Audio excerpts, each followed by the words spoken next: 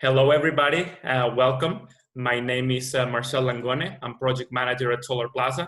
And today in this chat, I am with Rafael Sánchez from Kino Holding. Hi, Rafael. How are you doing? Hi, Marcel. Fine, thank you. Be very welcome. Thank you very much.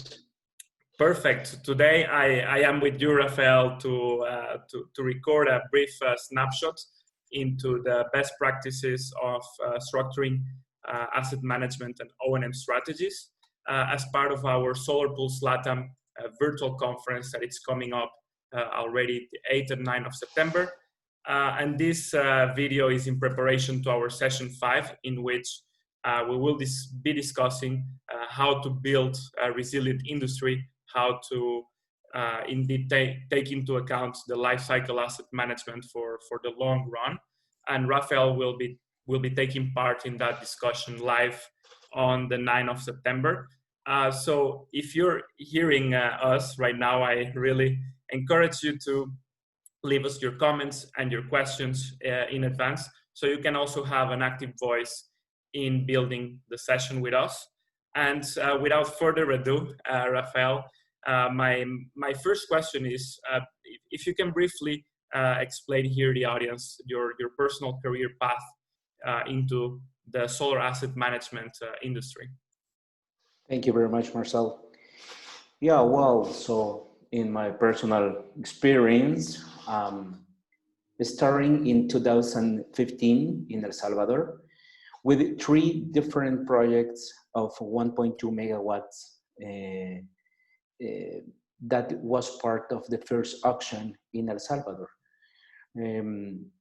In that moment, the market has interesting challenge facing a completely new and developing market. Then it was the added largest projects in the portfolio of investment funds of up to 60 megawatt of power in the parks. Later, I was managed a 100 megawatt project in El Salvador, Providencia Solar, that was for a long period the biggest solar park in Central America. I have the opportunity to manage Paradise Park in Jamaica, 50 megawatts, the biggest park in the country, in Jamaica. After that, I have a Capella Solar 2, 140 megawatt in El Salvador, and that which today has the largest storage system for Central America too. And currently, actually, I work with the Don Jose Solar Park, 260 megawatts, and Villanueva Solar, more than 800 megawatts, that even today is the largest solar park in Latin America. Great, Rafael. Thanks for the introduction and being so close with the assets and with the owners. And in this current situation, what would you say are the main concerns for owners in these dynamic times, if we can call it like that? Well, summarize it in a word: uncertainty. Why? In construction, operation, finance, and regulatory and macroeconomic aspects, and all that aspects will result in the following questions. For example, probably they will ask, will my plant generate the amount of energy that I was told it will generate? Will the set of equipment function properly? Will they work for me as the specification said for 20 years has promised me? If it worked correctly, if all operation phase stage works correctly, will I sell the energy that I will generate? Especially if you have exposure to the merchant, no? So probably they could ask to, will I have hidden or unrecognized operating costs, has security, cleaning, vegetation, insurance, lighting, repair, spare parts, etc. No, so all that kind of concerns it's normal. And it's probably the most important thing that could concern in this period for the investors. Okay, thank you for that. And you're currently reviewing and structuring the asset management strategy for a portfolio of plants in Mexico. I wonder if you can tell us what are the aspects that you're seeking to improve. So basically, what are your key priorities right now? Okay. Well, again, I'm a short words man. One word, reliability, right? So there is a saying that says tomorrow problems must be solved today. But since you cannot travel back in time, at least still not, uh, you can go back to the origin. What does mean? You must go deeply to engineering design.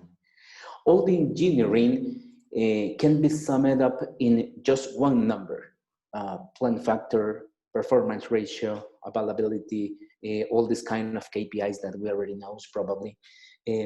Then you must make a difference, establish a gap, a delta. What is the difference that you have respect to your operation today, right?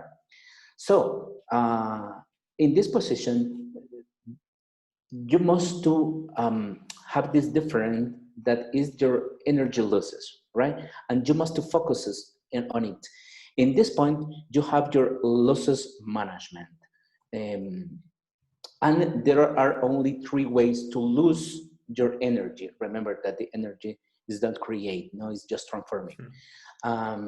But that three ways to lose your energy is one, resource, failures or breaks, that means unavailabilities, and malfunction, performance, right? Once the losses are identified, you must to apply the principles such Pareto and focus on those with the highest value. Initially, you should, as I said at the beginning, go back to the origin. That is that do your engineering and identify if there are any design, construction, or configuration problem. And if it's that, you must correct it. That is the first step. No? To mention some specific point in this difference, for example, in the resource, if you find a big difference, you must check your equipment, your parameters, to validate your energy assessment. If you have failure or breaks, you must perform your root cause analysis and to determine the failure, correct and prevent to pass again. No, it's extremely important that you must solve for the long period. If it's low performance, which is the more difficult to detect, you must use some tools such as thermography, IV curve measurement, electroluminescence, all kind of that kind of testing, which allow you to validate if your equipment is working according to the specifications.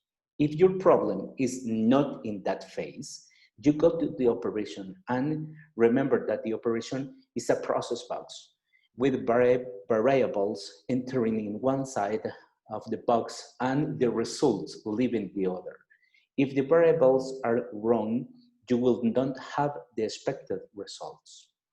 If, for example, you have to make a forecast because your market demanded, you must have information that you must enter into your analysis and the right tools that integrate the variables and give you the most accurate result possible.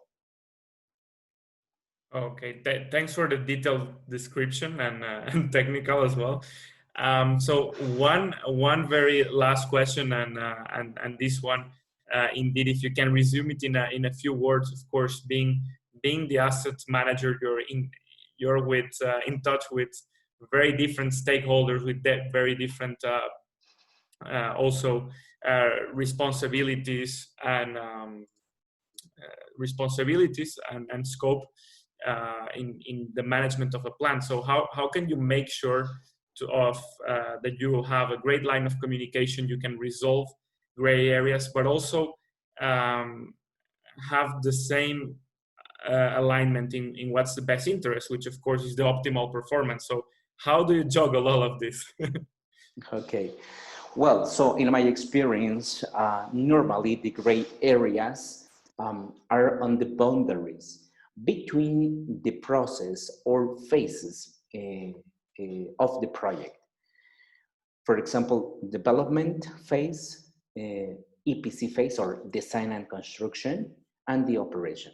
Normally, between these phases, you could have that gray areas, right? So, how you can ensure the interest for everyone? Again, go back to the origin, and we must focus, as we discussed in the first point, given the uncertainty caused by the risk, you must to manage the risk. Here comes your risk management. Another saying said that you should not drop a liana until you have the other in your hand. The same principle applies to the phase of your project, and the process of transferring responsibilities is the key. The proper handover process will save you a lot of headaches. Another saying is, the cheap is expensive. Well, in Spanish, lo barato sale caro. Pay well, hire the best company, assure complete and the quality work through a deeply developed and designed contract structure. It's extremely important. This structure must to comply, must to be considering almost everything, right? Since beginning. Well, has a fundamental aspect of the contract, you must to demand warranties. But let me be clear, not ask, demand warranties. A good player who trusts what he do will not be afraid to give you the warranty that you ask. I'm sorry, no ask, demand. So you can ask me if, you can say, okay, if you consider that the gray areas are on the boundaries, why you don't remove them? How? Making that the same player do all the phases. Well, let me tell you that I have experience working with both scams. And believe me, each one has its advantage and disadvantage, because it's difficult to find a company that is good in everything. To be good, you must to specialize it. And you will find, probably you will find very good companies as developer, but they don't gonna be a good builders, right? A good construction company. You will find probably companies that will do a wonderful job in construction and do even better in operation. It's not normal, right? But you can find it. But do it too. You must manage your risk and not leave the important things to look. What I recommend is to have a good owner's engineer, always at your side, since the beginning of your project. This player who must be your strategic partner is the one who warranty a correct handover process and will transform from gray to white those dangerous areas. Perfect. Thanks for the insights, Rafael. I'm looking forward to be there and to listen to you on the live panel discussion on the 9th of September. For now, enjoy the time in between and see you soon. Thank you. Goodbye. Thank you very much. Thank you, Marcel. Bye-bye. Bye, Rafael.